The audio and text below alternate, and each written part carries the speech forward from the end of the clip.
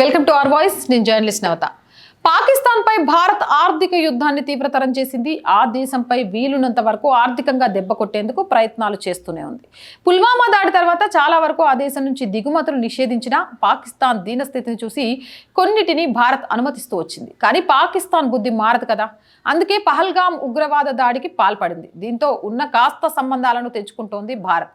ఫలితంగా పాకిస్తాన్ ఆర్థికంగా ఉక్కిరిబిక్కిరి అవుతుంది. మోదీ ప్రభుత్వం తీసుకుంటున్న ఒక్కో నిర్ణయంతో పాకిస్తాన్ స్టాక్ మార్కెట్ ఒక్క రోజులోనే 7,000 పాయింట్లను నష్టపోయిందంటే పరిస్థితి ఎంతలా ఉందో అర్థం చేసుకోవచ్చు. మానవుడు నాగరికత నేర్చినప్పటి నుంచే యుద్ధాలు మొదలయ్యాయి. ఒక వర్గం మరో వర్గంపై ఆధిపత్యం చెలాయించడం కోసం యుద్ధాలను చేస్తూ వచ్చాడు. ప్రకృతిలో అది సహజమైన లక్షణం. జింకల గుంపులో 2 మగ జింకలు పొట్లాడుకొని గెలిచిన జింక మాత్రమే దాని గుంపును నడిపిస్తుంది. అది ప్రకృతి ధర్మం. మనుషుల్లోనూ అదే ధర్మాన్ని కొనసాగుతోంది. ఒక వర్గంపై మరో వర్గం ఆధిపత్యం కోసం ప్రయత్నిస్తూనే ఉంటుంది. అలా పుట్టుకు వచ్చిందే యుద్ధం. రాతి యుగంలో మానవులు కత్తులు బల్యాలతో పోట్లాడుకునేవారు. కానీ మానవుడు నాగరికత నేర్చిన తర్వాత ఈ యుద్ధం కాస్త రూపు మార్చుకుంది. కత్తుల స్థానంలో తుపాకులు వచ్చి చేరాయి. కత్తి కంటే ఎక్కువ నాశనం చేయసాగింది. ఆ తర్వాత బాంబులు మిసైళ్లు వచ్చి ఎక్కువ మందిని చంపడానికి వీలవుతుంది. ఆ తర్వాత యుద్ధ రీతిలో అణుబాంబులు వచ్చి చేరాయి. ఒక్కో బాంబుతో నగరాలనే ధ్వంసం చేసే శక్తిని కలిగి ఉంటాయి ఈ అణుబాంబులు. అయితే ఇప్పుడంతా ఆధునిక ప్రపంచం. ఇప్పుడు కూడా దశాబ్దాల క్రితం నాటి ఆలోచనల్లోనే కాలం గడిపేస్తే ఎలా? ఇప్పుడు యుద్ధనీతి మారింది. ఆధునిక కాలంలో చేసే యుద్ధంలో కత్తులు బల్లేలు ఉండవు, తుపాకీ మూతలు ఉండవు. అందులోనూ ఒక్క రక్తం చుక్క కూడా నేలరాలదు, ఒక్క ప్రాణము పోదు. కానీ యుద్ధం జరుగుతుంది. అదే ఆర్థిక యుద్ధం. ఈ యుద్ధంతో శత్రు దేశాలు ఉక్కిరిబిక్కిరి కావడం ఖాయం. ఎలా అంటే కోలుకోలిని దెబ్బతీయొచ్చు. ఒక్క బుల్లెట్ కూడా పేలకుండా శత్రు దేశాన్ని దశాబ్దాల కాలం వెనక్కి లాగొచ్చు. మళ్ళీ మొదటి నుంచి దేశాన్ని అభివృద్ధి చేసుకోవాల్సిన పరిస్థితిని కల్పించవచ్చు. సరిగ్గా నరేంద్ర మోదీ అదే చేశారు. పాకిస్తాన్ భారత్పై పహల్గామ్ ఉగ్రవాద దాడికి పాల్పడింది. ఆ దేశం నుంచి వచ్చిన ముష్కరులు 27 మంది భారతీయులను పొట్టన పెట్టుకున్నారు. మతం అడిగి మరీ చంపారు. కల్మా చదవమని, అది చదవడం రాకపోతే బతికే అర్హత లేదని చెప్పి మరీ చంపారు. ఈ ఘటనపై యావత్ దేశంలో ఆగ్రహావేశాలు వ్యక్తమయ్యాయి. పాకిస్తాన్ని ప్రపంచపటంలో లేకుండా చేయాలని అందరూ కోరారు. ఇన్నాళ్ళు జరిగింది చాలని, ఇకపై ఆ దేశం ప్రపంచంలో ఉండాల్సిన అవసరం ఎంత మాత్రం లేదని చాలా మంది అభిప్రాయపడ్డారు. భారత ప్రభుత్వం ఆ దేశంపై వెంటనే యుద్ధం ప్రకటించాలని కోరారు. అయితే మోదీ ప్రభుత్వం ఇప్పటికే పాకిస్తాన్తో యుద్ధానికి దిగింది. ఆ దేశాన్ని ఊపిరి సలపకుండా ఉక్కిరిబిక్కిరి చేస్తుంది. ఎలా అంటే ఎప్పుడు ఏ నిర్ణయం తీసుకుంటోందో అని భయపడేలా ఆ నిర్ణయాలు ఉంటున్నాయి. ఇప్పటికీ మోదీ ప్రభుత్వం రోజుకో నిర్ణయం తీసుకుంటూనే ఉంది. ప్రతి ఒక్క నిర్ణయం ఉగ్రవాద దేశాన్ని చావు దెబ్బతీస్తూనే ఉంది. తాజాగా మోదీ ప్రభుత్వం పాకిస్తాన్ నౌకలను భారత్లో ఢాక్ చేయకుండా నిర్ణయం తీసుకుంది. భారత ఓడరేవులలో పాకిస్తాన్ నౌకల ప్రవేశాన్ని నిషేధించింది. అంతేకాదు పాక్ ఓడరేవులలోకి భారత నౌకలను ప్రవేశించకుండా నిషేధించింది. డైరెక్టరేట్ జనరల్ ఆఫ్ షిప్పింగ్ ఈ మేరకు ఉత్తర్వులు జారీ చేసింది. ప్రజా ప్రయోజనం, భారతీయ షిప్పింగ్ ప్రయోజనాల దృష్ట్యా భారతీయ ఆస్తులు, సరుకు, మౌలిక సదుపాయాల భద్రతను నిర్ధారించడానికి తక్షణమే ఇంకా తదుపరి ఉత్తర్వు వచ్చే వరకు ఆంక్షలు అమలులో ఉంటాయని డీజీఎస్ తన ఉత్తర్వుల్లో పేర్కొంది. ప్రస్తుత పరిస్థితిని దృష్టిలో పెట్టుకుని 1958 మర్చెంట్ షిప్పింగ్ చట్టంలోని సెక్షన్ 411 ద్వారా ఇవ్వబడిన అధికారాన్ని ఉపయోగించుకొని ఆ చట్టం ప్రవేశికలో పొందుపరచబడిన లక్ష్యాలు పరిగణలోకి తీసుకుంది. ఈ ఉత్తర్వుల ప్రకారం పాకిస్తాన్ జెండాను కలిగి ఉన్న ఓడ ఏ భారతీయ ఓడరేవను సందర్శించడానికి అనుమతించబడదు. భారతీయ జెండా నౌక పాకిస్తాన్లోని ఏ ఓడరేవను సందర్శించకూడదు అని డీజీఎస్ ఆర్డర్లో స్పష్టంగా పేర్కొంది. డీజీఎస్కి ఇటువంటి అధికారాలు మర్చెంట్ షిప్పింగ్ చట్టం అనుమతిస్తుంది. ఈ చట్టం ప్రపంచంలో ఎక్కడైనా భారతీయ జెండా నౌకల్ని ఇంకా భారత జలాల్లో ఉన్నప్పుడు విదేశీ జెండా నౌకల భద్రత కోసం రూపొందించబడింది. ఇలా చేయడం వల్ల పాకిస్తాన్కి నౌకల ద్వారా వచ్చే ఆదాయం భారీగా తగ్గనుంది. నౌకా రవాణా నుంచి దేశాలకు భారీగా ఆదాయం సమకూరుతుంది. కొన్ని లక్షల్లో పన్నులు వస్తాయి. అంతేకాకుండా సర్వీస్ ఛార్జీల పేరిట భారీగా ఆదాయం సమకూరుతుంది. భారత్కి అరేబియా సముద్రం నుంచి పెద్ద ఎత్తున రవాణా జరుగుతుంది. ఈ రూట్లో పాకిస్తాన్ వద్ద మన నౌకలు డాక్ కావడం ద్వారా కొంత ఆదాయం సమకూరుతుంది. కానీ ఇప్పుడు ఆ అవకాశం లేకుండా పోయింది.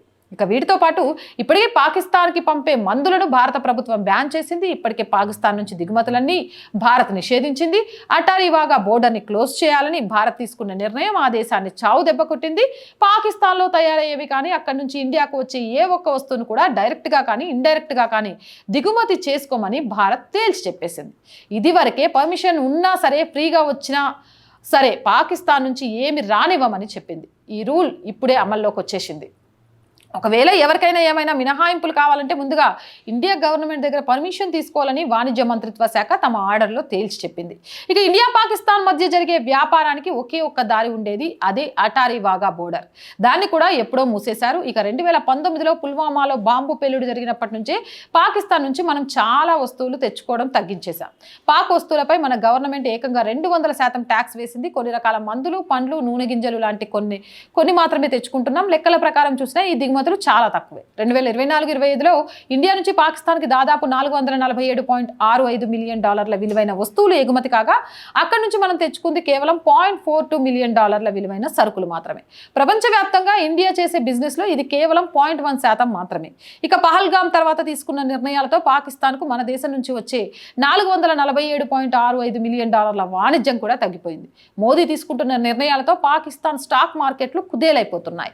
పాకిస్తాన్ డాలర్ బాండ్లు ఏప్రిల్లో ఇన్వెస్టర్లకు దాదాపు 4% నష్టాన్ని మిగిల్చినట్లు ట్రేడ్ వెబ్ డేటా ద్వారా రైటర్స్ చెప్పారు. ఇక 2036లో మెచ్యూర్ అయ్యే పాకిస్తాన్ డాలర్ బాండ్లు 74 సెంట్లకు పడిపోయినట్లు తెలిపింది. పాకిస్తాన్ స్టాక్ మార్కెట్ ఏప్రిల్లో దాదాపు 3% పతనమైంది. ఏప్రిల్ 24న 2500 పాయింట్లు కోల్పోయి 1,14,740.29 వద్ద ముగిసింది. ఏప్రిల్ 28 నాటికి అమెరికా డాలర్తో పోల్చితే పాక్ రూపాయి విలువ ఏకంగా 280.95కి పడిపోయింది. ఫీచ్ రేటింగ్స్ అంచనా ప్రకారం 2025 జూన్ నాటికి పాక్ రూపాయి 285కి, ఆర్థిక సంవత్సరం చివరి నాటికి 295కి పడిపోయే అవకాశం ఉంది. వీటన్నిటికంటే అతిపెద్దది సింధు నదీ జలాల ఒప్పందాన్ని రద్దు చేయడం. ఇది ఆ దేశ వాణిజ్యాన్ని ఉక్కిరిబిక్కిరి చేస్తుందని ఆర్థిక నిపుణులు చెబుతున్నమాట. పాకిస్తాన్లో దాదాపు 80% పంట ఈ సింధు నదీ జలాలపైన ఆధారపడి ఉంది. పాకిస్తాన్ ఇండస్ వాటర్ ట్రీటీ ద్వారా ఎక్కువ శాతం నీటిని పొందుతోంది. భారత్కు అప్పగించిన 20% నీటిని కూడా ఇప్పటికీ వినియోగించుకోవడం లేదు. మన దేశాన్ని ఎక్కువ కాలం పాలించిన పాకిస్తాన్ ఈ నీటిని పాకిస్తాన్కు ఉదారంగా ఇచ్చేస్తూ వచ్చింది. దీంతో పాకిస్తాన్లోని 80% అగ్రికల్చర్ ప్రొడక్షన్ కేవలం ఈ నదీ జలాల మీదే జరుగుతుంది. ఆ దేశంలోని నీటిపారుదల వసతుల్లో 93% ఈ నదిపైనే ఆధారపడుతుంది. దీంతో పాటు పాకిస్తాన్ జనాభాలో 61% జనాభా ఈ ఇండస్ వాటర్ బేసిన్లో నివసిస్తున్నారు. ఆ దేశంలోని ప్రధాన నగరాలైన కరాచీ, లాహోర్, ముల్తాన్ నగరాల్లోని తాగునీరు కూడా ఈ సింధు నదీ జలాలపైన ఆధారపడుతుంది. అయితే ఈ నీటిని ఆపివేసినందుకు భారత్ వద్ద ఇంకా సరైన వసతులు లేవు. ఇక ఇప్పటి వరకు ఉన్న నదీ ఒప్పందం వల్ల ఈ డ్యాంలను నిర్మించలేదు. ప్రస్తుతం పహల్గామ్ ఉగ్రవాది దాడి తర్వాత ఈ ఒప్పందం రద్దయింది కాబట్టి మరికొన్ని నెలలో డ్యాంలను నిర్మించి నీటిని పూర్తిగా ఆపివేసే అవకాశం ఉంది. ఇక మోదీ ప్రభుత్వం యుద్ధం చేయలేదని అనుకున్న వారికి ఇవే సమాధానాలు. ఒక్క తుపాకీ తూటా పేలకుండా పాకిస్తాన్తో యుద్ధం చేస్తున్నారు. ఆ దేశంతో వాణిజ్యం చేస్తూ వేల కోట్ల రూపాయల నష్టాన్ని కలిగిస్తున్నారు. సింధు నది జలాల ఒప్పందాన్ని పూర్తిగా రద్దు చేసి ఆ దేశంలో పంటలపై తీవ్ర ప్రభావం చూపుతున్నారు. దీన్ని బట్టి చూస్తూ ఉంటే మోదీ ఎప్పుడో 1950ల నాటి యుద్ధం చేయడం లేదు, అంతకంటే అడ్వాన్స్డ్ యుద్ధాన్ని చేస్తున్నారు. అదే ఆర్థిక యుద్ధం. గుజరాతీ కదా, అందులో ఆరితేరిన వారు మోదీ. అందుకే పాకిస్తాన్ని ముప్పు తిప్పలు పెట్టి 3 చెరువుల నీళ్లు తాగిస్తున్నారు. కాదు తాగడానికి నీళ్లు లేకుండా చేస్తున్నారు. మరి మీరేమంటారు? కామెంట్ సెక్షన్లో పెట్టేయండి. మోర్ వీడియోస్ కోసం ఛానల్ వెంటనే సబ్స్క్రైబ్ చేయండి. అలాగే వీడియోస్ వైరల్ కావాలి అనుకుంటే లైక్ చేసి షేర్ చేస్తూ ఉండండి. ఆర్థికంగా ఆర్ వాయిస్కి చేతగా నిలవండి. ఛానల్ చూస్తున్న ప్రేక్షకులు చేస్తున్న సహాయమే ఆర్ వాయిస్ని నడిపిస్తుందండి. మీరే మా ఛానల్కి ఏమంటారు పెద్ద దేవుళ్ళు. ప్లీజ్ ఇలానే సపోర్ట్ చేయండి. ఒక ఆఫీస్ పెట్టుకొని మేము బ్రేక్ ఈవెన్కి వెళ్ళేదాకా సపోర్ట్ చేయాలి అనుకునేవారు సబ్స్క్రిప్షన్ పక్కనే జాయిన్ అనే బటన్ ఉంటుంది. 1 to 5 లెవెల్స్ ఉంటాయి. ఏదో ఒక లెవెల్లో సపోర్ట్ చేయండి. అలాగే స్క్రీన్ మీద గూగుల్ పే, ఫోన్పేతో పాటు అకౌంట్ డీటెయిల్స్ కూడా ఉంటాయి. మీకు తోచిన సహాయాన్ని చేయొచ్చు. వ్యాపార ప్రకటనల కోసం 8328500576 నెంబర్కి సంప్రదించండి. ప్రజా సమస్య ఏదైనా మీ గొంతుకను మా గొంతుకగా వినిపిస్తాం. 8328500576 నెంబర్కి సంప్రదించండి. ఇంకొక విషయం, కొంతమంది ఫోన్ చేసి నువ్వు ఆ వీడియో చేయలేదు, ఈ వీడియో చేయలేదు, ఒక మతానికి సంబంధించి చేస్తున్నావు అని మాట్లాడుతున్నారు. ఇది నా ఛానల్, నా ఇష్టం అండి. నాకు నచ్చినే చేసుకుంటా. ఇష్టం ఉన్న వాళ్ళు చూడండి, ఇష్టం లేని వాళ్ళు అన్సబ్స్క్రైబ్ చేసి వెళ్ళిపోండి. అంతేగాని మీకు పని పాట లేదు కదా అని మా పని మాత్రం చెడగొట్టొద్దని విజ్ఞప్తి చేస్తున్నాం. జై హింద్, జై భారత్.